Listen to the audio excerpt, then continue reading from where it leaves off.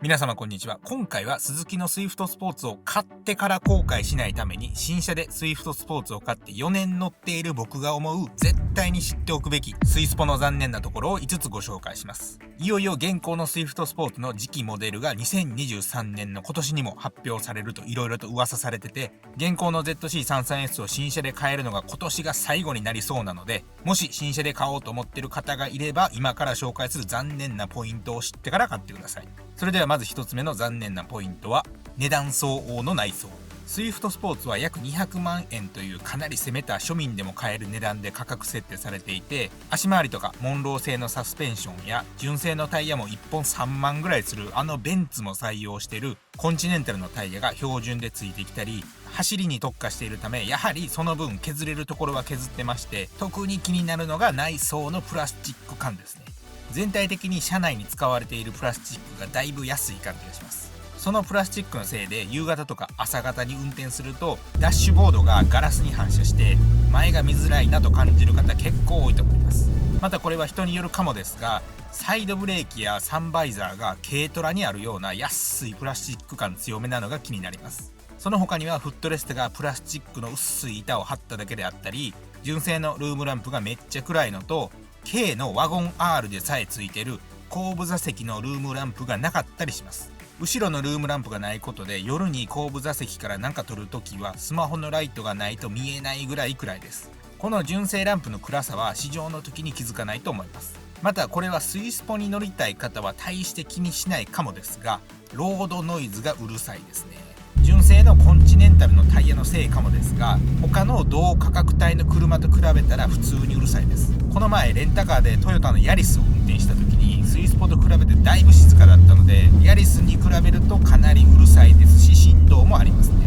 一度できるなら乗り比べて試してほしいです。多分今言うたことを分かってくれると思います。2つ目の残念なポイントですが、意外と運転しにくい。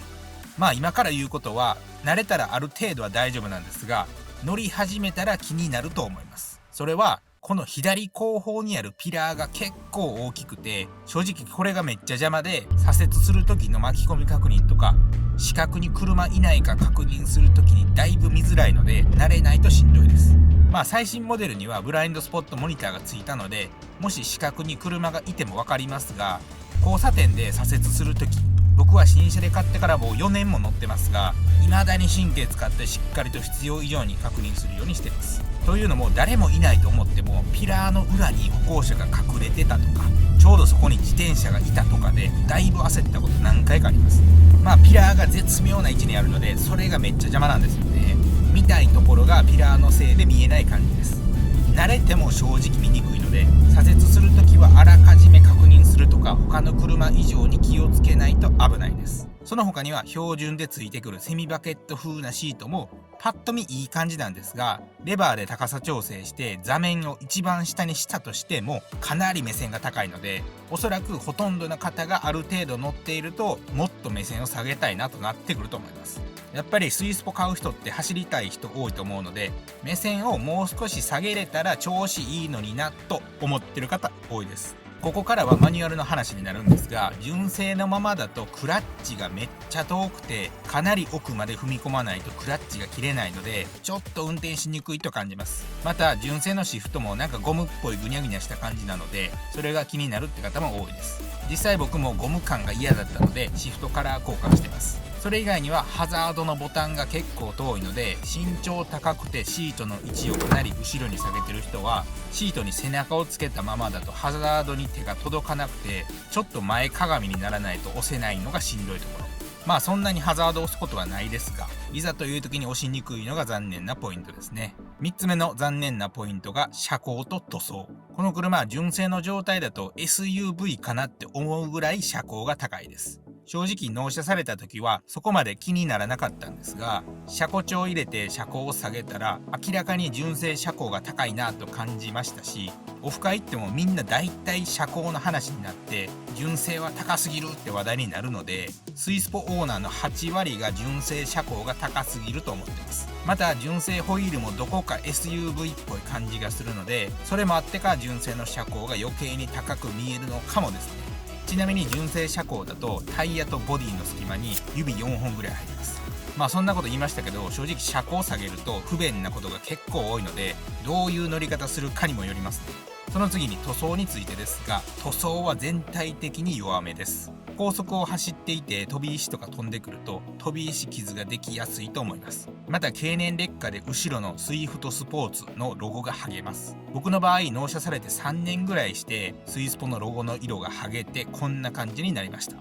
オフ会行ってもロゴが剥がれてる人をよく見かけるので剥げやすいと思います。また結構な部分で使われているマットブラックのミ塗装樹脂のところ、ここも経年劣化でだいぶ白くなります。ある程度定期的に洗車やコーティングしているとマシだとは思いますが、何も対策しないと白く劣化しすぎて何をしても元通りにならない、どうしようもない状態になるので、ミ塗装樹脂が白く劣化する問題もオーナーの間ではあるあるのお悩みです。なので塗装は全体的に弱いのかなといった印象ですね。ちなみにこれは日本だけでなく海外のスイスポオーナーもこの悩み持っているので、塗装が弱いのは全世界共通の問題ですね。4つ目の残念なポイントが SNS ツイッターが荒れやすいです。なぜかスイスポってだけでめっちゃ荒れます。僕は YouTube の他に Twitter もやってたんですけど、何回かスイスポってだけで無駄に必要以上に炎上したことがあって、それ以来前みたいに頻繁に Twitter を更新することなくなったんですが、一度でも炎上を経験したらわかるんですけど、全然知らん人から誹謗中傷とかめっちゃ飛んできます。この人たちは全然知らん人のつぶやきを勝手に見て何をそこまでキレてんのかなってぐらいひどいお言葉が飛んでくるので、多分マルハンで10万ストレートいかれたんでしょうね。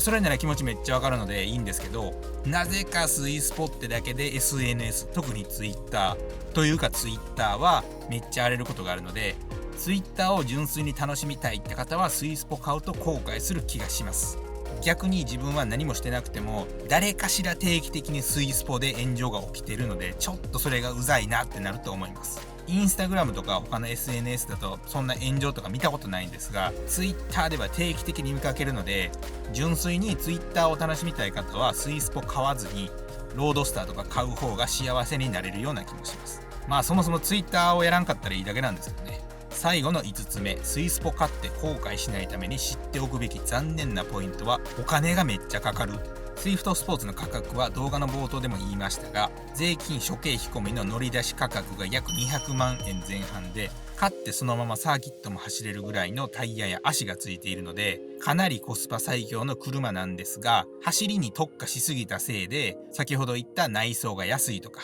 シートの座高が高いとか、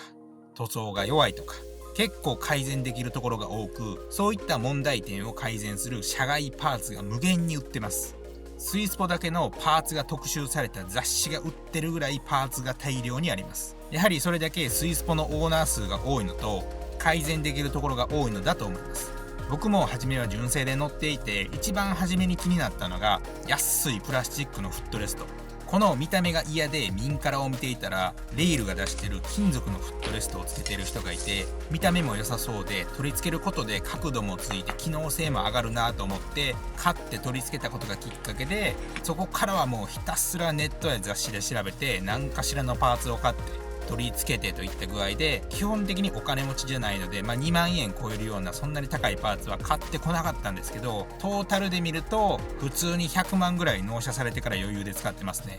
これは僕だけの話ではなくて、スイスポのオフ会に行くとスイスポもう1台買えるぐらい課金してる人めっちゃいますし、なぜかオフ会行くとどこの羽なんですかとか、そのリップの塗り分けいいですねとか、車高調の話したりして無駄に物欲湧いてしまって、オフ会から帰って家着いたら何かしら Amazon でポチるので、乗り出し価格が安いからといってこの車買うと結局思ってるよりもお金かかって、追加で100万も出すなら初めから86とかロードスターとか買えたなとなりますね。スイスポは車重がロードスターよりも軽く、その分運転しやすくて加速がエグいので、軽い車の楽しさがあるので何とも言えないですけど、一度散財の沼にはまるとめっちゃお金なくなります。なので買ってからカスタムしないって人なら大丈夫ですけど、一度でもカスタムしだすと楽しくて止まらなくなるので、スイスポ買う前に一度つける予定のパーツ一覧を書き出してから全部つけたらいくらになるか計算して、一旦冷静になって他の車種と比較するのがいいと思います。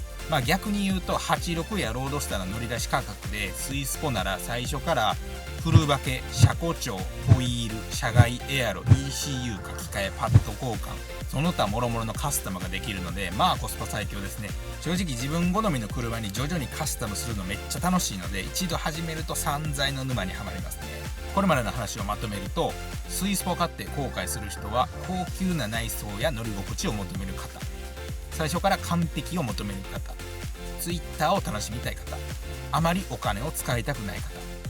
こういう人がスイスポ買うと思ってたのと違うなとなって買ってすぐ手放すのかなと思います。 YouTube やネットや雑誌とかどこ見てもスイスポってベタ褒めされてますが、乗ってみると今言ったような欠点は確かにあるので、そういった 2,3 日乗って思ったレビュー情報を絶対に鵜呑みにせずに、残念なところもしっかりと把握してから買うのがいいと思います。僕の場合はスイスポ買う前にスイスポか86で迷って、やはりお金の問題もあってスイスポにしましたが、車重が軽い分自動車税が安かったり、廃屋やけど高速乗ればリッター20余裕で行ったりと、全体的にお財布にも優しいのでスイスポ買ってよかったなと思いますし、そもそも買ってなかったら YouTube もやってなかったので本当買ってよかったなと思います。こちらのチャンネルではほぼスイフトスポーツに関するパーツのレビューや取り付け方、スイスポにおすすめのグッズ紹介、買ってよかったものや買って大損したパーツなどチャンネル登録しておけば ZC33S に関することは大体わかるようになっているので、